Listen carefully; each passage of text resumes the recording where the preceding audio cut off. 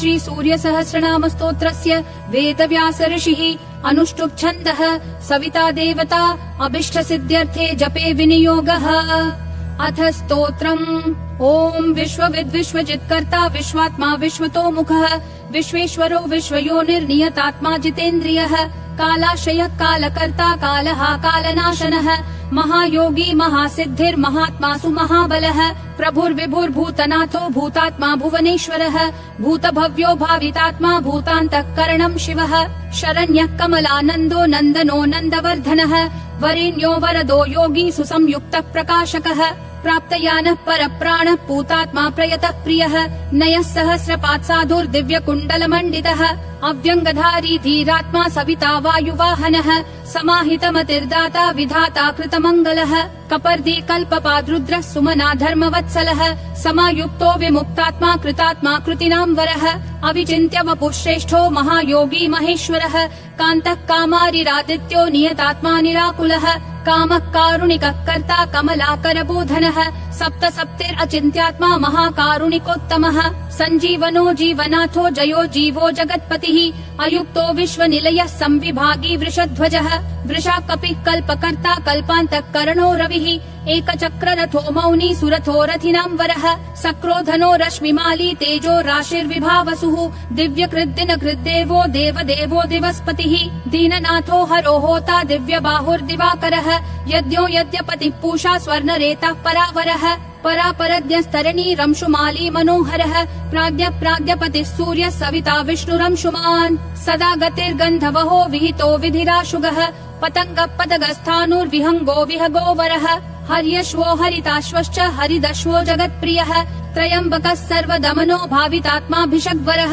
आलोककृल्लोकनाथो लोकालोक नमस्कृतः कालः कल्पान्तको वह्निः स्तपनः सम्प्रतापनः विरोचनो विरूपाक्षः सहस्राक्षः पुरन्दरः सहस्ररश्मिर्मिहिरो विविधाम्बरभूषणः खगप्रतर्दनो धन्यो हयगो वाग्विशारदः श्रीमान् शिशिरो वाग्मी श्रीपतिः श्रीनिकेतनः श्रीकण्ठः श्रीधरः श्रीमान् श्रीनिवासो वसुप्रदः कामचारी महामायो महोग्रो विदितामयः तीर्थक्रियावान् सुनयो विभक्तो भक्तवत्सलः कीर्तिः कीर्तिकरो नित्यः कुण्डली कवचीरथी हिरण्यरेता सप्ताश्व प्रयतात्मा परन्तपः बुद्धिमानमरश्रेष्ठो रोचिष्णुः पाकशासनः समुद्रो धनदो धाता मान्धाता कश्मलापहः तमोघ्नोध्वान्तः वह्निर्होतान्तःकरणो गुहः पशुमान् प्रयतानन्दो भूतेशः श्रीमतां वरः नित्योदितो नित्यरथः सुरेशः सुरपूजितः अजितो विजितो जेता जङ्गमस्थावरात्मकः जीवानन्दो नित्यगामी विजेता विजयप्रदः पर्जन्योऽग्निः स्थितिस्थेयः स्थविरोत्थ निरञ्जनः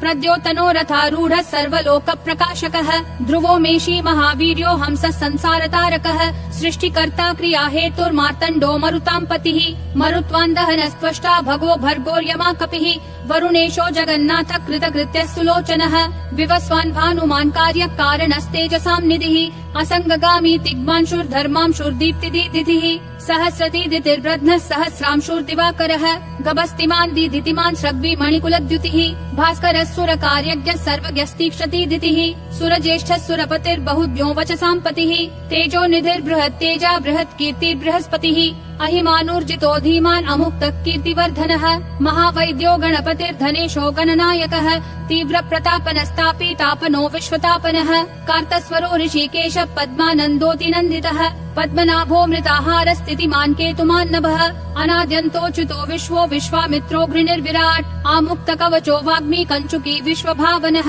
अनिमित्तगतिः श्रेष्ठः शरण्यः सर्वतोमुखः विगाही वेणुरसः समायुक्तः समाक्रतुः धर्मकेतुर्धर्मरतिः संहर्ता संयमो यमः प्रणतार्तिहरो वायुः सिद्धकार्यो जनेश्वरः नभो विगाहनः सत्यः सवितात्मा मनोहरः हारी हरिर्हरो वायुः ऋतुः कालानलद्युतिः सुखसेव्यो महातेजा जगतामेक कारणम् महेन्द्रो विश्रुतस्तोत्रम् स्तुतिहेतुः प्रभाकरः सहस्रकर आयुष्मान् आरोषः सुखदः सुखी व्याधिः सुखदः सौख्यम् कल्याणः कलतां वरः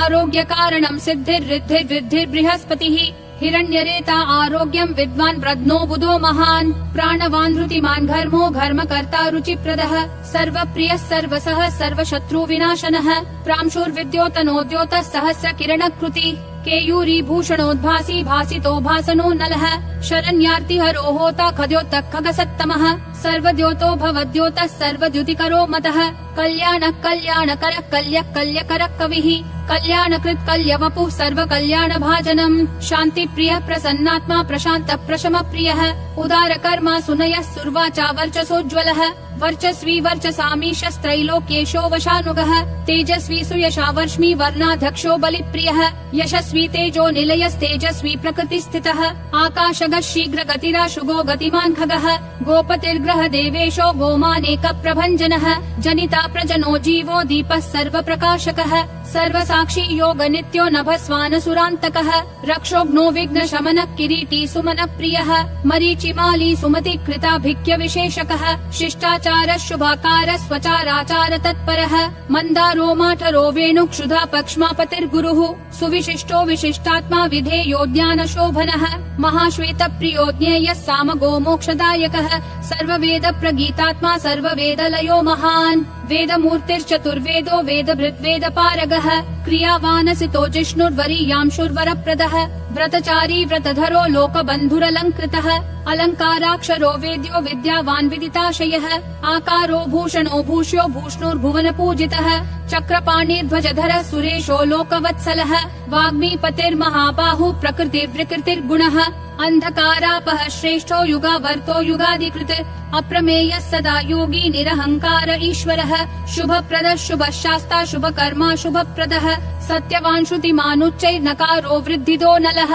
बलभृद्बलदो बन्धुर्मतिमान् बलिनां वरः अनङ्गो नागराजेन्द्र पद्मयोनिर्गणेश्वरः संवत्सर ऋतुर्नेता कालचक्र प्रवर्तकः पद्मेक्षणः पद्मयोनि प्रभावानमर प्रभुः सुमूर्ति सुमति सोमो गोविन्दो जगदादिजः पीतवासा कृष्णवासा दिग्वासास्त्विन्द्रियातिगः अतीन्द्रियोऽनेक रूप स्कन्द परपुरञ्जयः शक्तिमान् जलधिग्भास्वान् मोक्ष हेतुरयो निजः सर्वदर्शी जितादर्शो दुःस्वप्नाशुभनाशनः माङ्गल्यकर्ता तरणीर्वेगवान् कश्मलापहः स्पष्टाक्षरो महामन्त्रो विशाखो यजनप्रियः विश्वकर्मा महाशक्तिर्द्युतिरीशो विहङ्गमः विचक्षणो दक्ष इन्द्र प्रत्यूष प्रियदर्शनः अखिन्नो वेद निलयो वेद विद्विदिताशयः प्रभाकरो जितरिपुः सजनो ऋणसारथिः कुनाशी सुरतस्कन्दो महितोऽभिमतो गुरुः ग्रहराजो ग्रहपतिर्ग्रह नक्षत्रमण्डलः भास्करः सततानन्दो नन्दनो नरवाहनः मङ्गलोऽथ मङ्गलवान् माङ्गल्यो मङ्गलावहः मङ्गल्यचारु चरितः शीर्णः सर्वव्रतो व्रती चतुर्मुखः पद्ममाली पूतात्मा प्रणतार्तिः अकिञ्चनः सतामीशो निर्गुणो गुणवान् शुचिः सम्पूर्णः पुण्डरीकाक्षो विधेयो योगतत्परः सहस्रांशु क्रतुमती सर्वज्ञः सुमती सुवाक् सुवाहनो माल्यदामा कृताहारो हरिप्रियः ब्रह्मा प्रचेता प्रतितः प्रयतात्मा स्थिरात्मकः शतबिन्दुः शतमुखो गरियाननलप्रभः धीरो महत्तरो विप्रः पुराण पुरुषोत्तमः विद्या राजाधिराजो हि विद्यावान् भूतिदः स्थितः अनिर्देश्य वपुः श्रीमान् विपाप्मा बहुमङ्गलः स्वस्तितः सुरथः स्वर्णो मोक्षदो बलिकेतनः निर्द्वन्द्वो द्वन्द्वः सर्गः सर्वगः सम्प्रकाशकः दयालु सूक्ष्म दीक्षान्ति क्षेमा क्षेम स्थितिप्रियः भूधरो भूपतिर्वक्ता पवित्रात्मा त्रिलोचनः महावराह प्रियकृत् दाता भोक्ता भयप्रदः चक्रवर्ती धृतिकरः सम्पूर्णोत्थमहेश्वरः चतुर्वेदधरो चिन्त्यो विनिन्द्यो विविधाशनः विचित्ररथ एकाकी सप्त सप्तिः परात्परः सर्वोदति स्थितिकर स्थितिस्थेय स्थितिप्रियः निष्कलः पुष्कलो विभुर्वसुमान् वासव प्रियः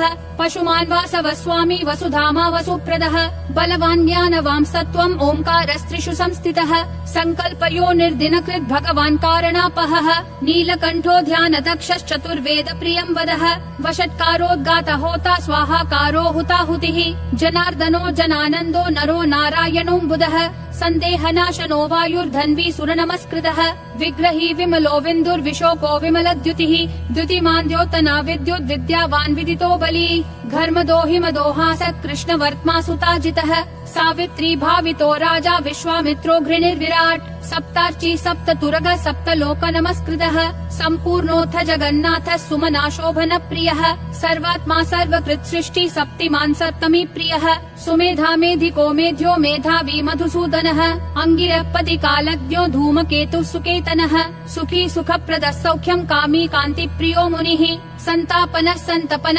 आतपस्तपसाम्पतिः उमापतिः सहस्रांशु प्रियकारी प्रियंकरः प्रीतिर्विमन्युरम्भोऽथ खञ्जनो जगतां पतिः जगत्पिता प्रीतमनः सर्वखर्वो गुहोचलः सर्वगो जगदानन्दो जगन्नेता सुरारिः श्रेयः श्रेयस्करो ज्यायान् महानुत्तम उद्भवः उत्तमो मेरुमेयोऽथ धरणो धरणीधरः धराध्यक्षो धर्मराजो धर्मा धर्म प्रवर्तकः रथाध्यक्षो रथगतिस्तरुणस्तनितो नलः उत्तरोऽनुत्तरस्तापि अवाक्पतिरपाम्पतिः पुण्य संकीर्तनः पुण्यो हेतुर्लोकत्रयाश्रयः स्वर्भानुर्विगतानन्दो विशिष्टोत्कृष्ट कर्म कृत् व्याधि प्रणाशन क्षेम सूर सर्वजितांवरः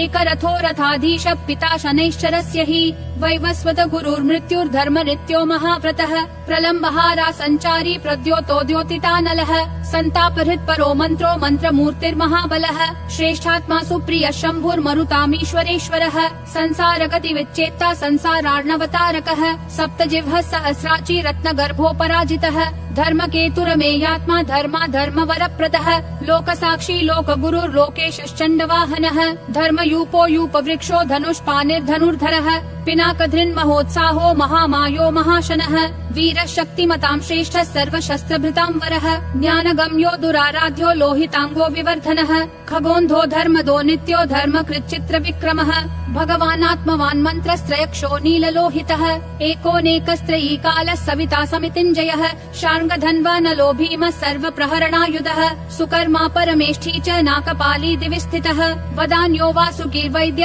आत्रेयोऽथ पराक्रमः द्वापर परमोदार परमो ब्रह्मचर्यवान् उदीच्य वेशो मुकुटी पद्महस्तो हिमांशुभृत् सित प्रसन्न वदन पद्मोदर निभाननः सायं दिवा दिव्य वपुर अनिर्देश्यो महालयः महारथो महानीश शेष सत्वरजस्तमः धृतातपत्र प्रतिमो विमर्शी निर्णय स्थितः अहिंसक शुद्धमतिर् अद्वितीयो विवर्धनः सर्वदोधनदो मोक्षी विहारी बहुदायकः चारुरात्रि हरो नाथो भगवान् सर्वगोव्ययः मनोहर वपु शुभ्र शोभन सुप्रभावनः सुप्रभाव सुप्रताप सुनेत्रो दिग्विदिक्पतिः राज्ञी प्रिय शब्द करो ग्रहेशस्तिमिरापहः संहिकेय रिपुर्देवो वरदो वरनायकः चतुर्भुजो महायोगी योगीश्वरपतिस्तथा अनादिरूपो दितिजो रत्नकान्ति प्रभामयः जगत्प्रदीपो विस्तीर्णो महाविस्तीर्ण मण्डलः एकचक्र रथ स्वर्ण शरीरधृक् निरालम्बो गगनगो धर्म कर्म प्रभावकृत् धर्मात्मा कर्मणां साक्षी प्रत्यक्ष परमेश्वरः मेरुसेवी सुमेधावी मेरु रक्षा करो महान् आधारभूतो रतिमां तथा च धन धान्यकृत् पाप संतापहर्ता च मनोवाञ्छितदायकः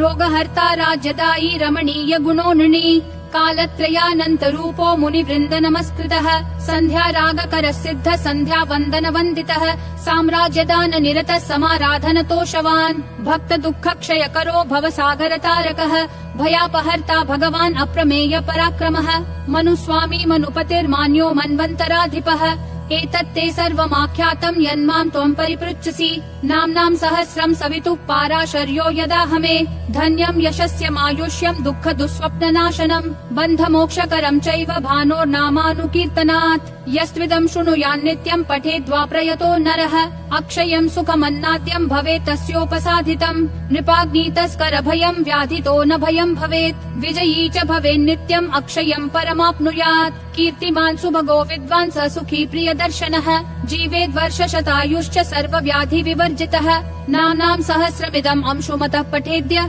प्रातः शुचिर्नियमवान् सुसमृद्धियुक्तः दूरेण तं परिहरन्ति सदैव रोगाः भूता सुपर्णमिव सर्वमहोरगेन्द्राः